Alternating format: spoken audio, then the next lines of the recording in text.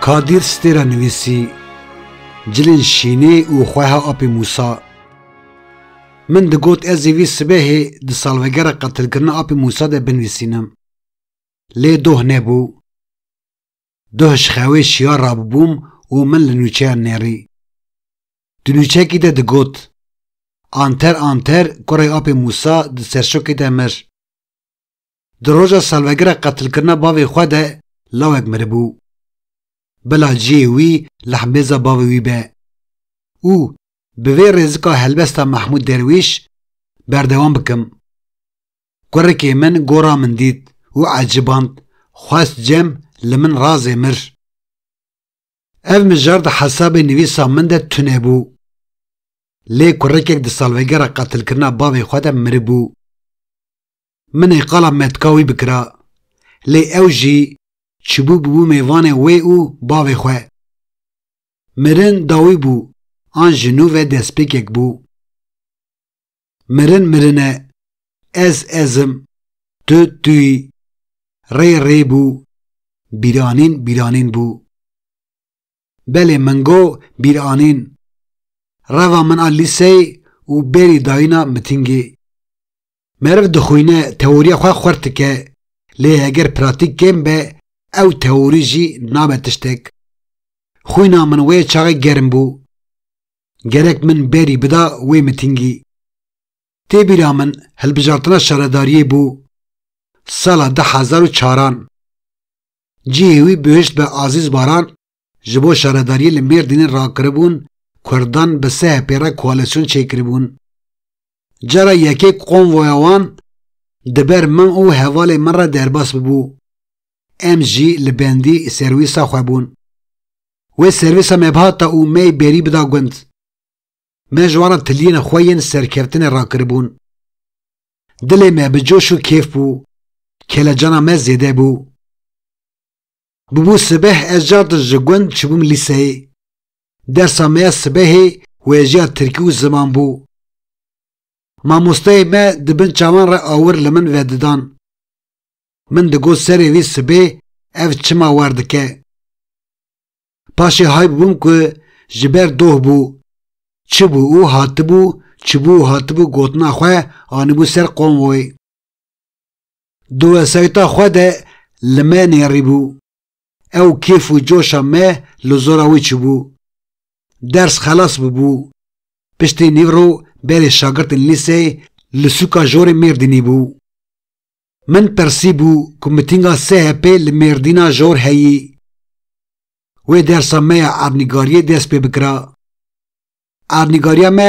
پارچه ورچه لسر لنگا بو گرک اجی رب ما سر لنگان منو پسمام خواجی مه بری دابو متینگی دو کنترولا پولیسان ده پیشی لسر من گریابون از زرباسی جی قادم متینگی ببوم لیمن داویا خوانیری بو که پسمام من تنیه از چاوی ترسی بخم اری والله از کنیا بوم اولو درسا پرگالی وگریا بو از درسا گلی خواه وگریا بوم جاره یکی بو من خواه لمتینگ یکی دیت بو کلجانا من زیده ده بو لالیه کی پولیسین سویل لالیه کی برای من هری مزن و لالیه دن جی برای من جی بچکتر دوره او صافی بکه براو پسمام من این دن جی لور دکا از بری خواه بدم کدری هما من گوت برای من مزن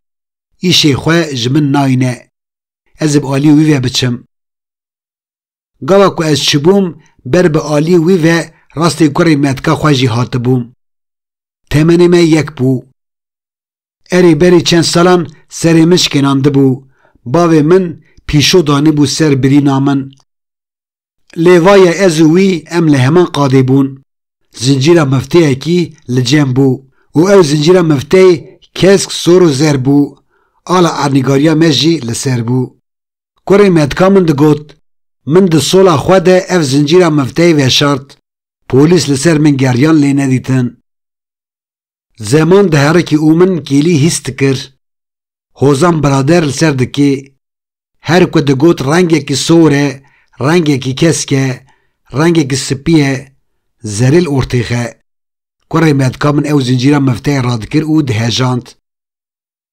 جار جاران من جێ دستەند و من ژی ئەو زنجیرە مەفتەی دهێژاند. پشتێک و برادر سترانی خوا گوتبوون ئۆتۆپێزە هەڵبژارتنê هاتبوو. هەفسەرۆکê ana Tuncer Bakir han gel silav dikir û di derbarê rojevê de ajîtasyona hilbijartinê dikir. Meha adarê bû li Qamişlo di lîstika futbolê de ereban êrişî Kurdan kiribû û Kurd hatibûn qetilkirin.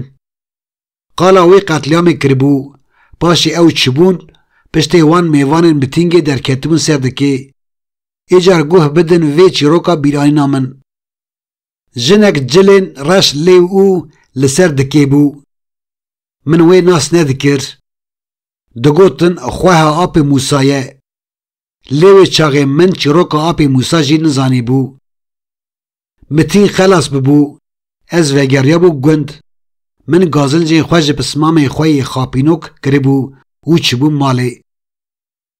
Birayê min ê mezin li min dinêrî û dikeniya. Pismamekî minê din bangî min kiribû. Heval şoreşger. Ji wê çaxê de navê min bi kurmanciyê derketibû. Hetanê roja girtina min û sirgûniya min jî ew nav bi min rema. Navê te bi kurmanciyê derketibe çû ji te. Êdî kirasê ji agir li te ye. Lê mijar ne ev e. Min ew jinik ji dayîka xwe pirsîbû. Dayîka min gotibû. Ew xweha Musa Anter e. Ji ber şîna birayê xwe Musa wan cilên reş li xwe dike. û dibêje hetanê ez sax bim, ez ê cilên reş li xwe bikim. Ji dûranî merva mala Evdî ye. Gava ku dayîka min qal kiribû, ez car din li wê fikirîbûm. Navê xweha wî Terfa bû.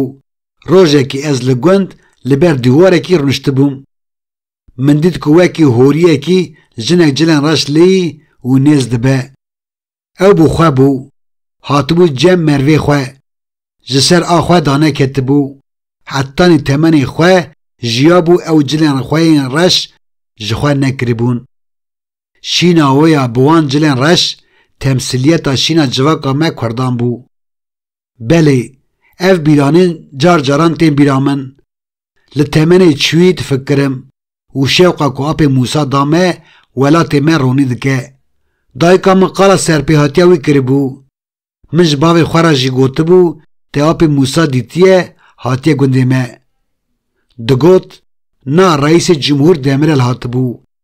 Lêgerîna min di wan demên lîseyê de çibû ser şopa wî.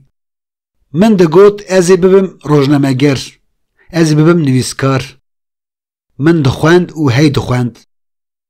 Min ê binivîsanda jî rojekê.